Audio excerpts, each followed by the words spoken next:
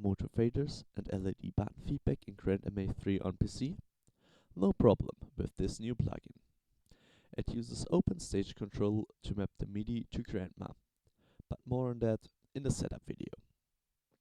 First, let's create a sequence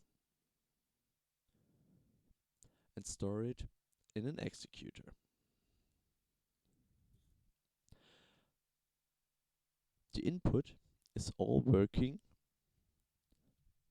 and also the motor fader if we move it via the software. The LED lights up as soon as the sequence is running. Let's move the sequence.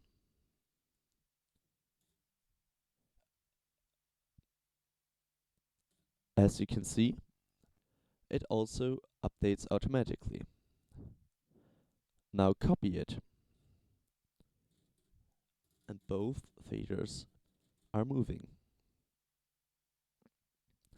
Also works with the rotary encoder on the top.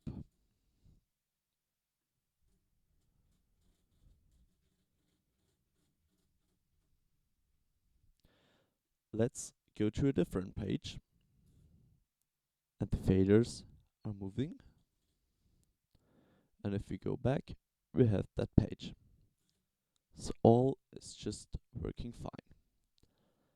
Wish you much fun with the plugin, and the links are in the description.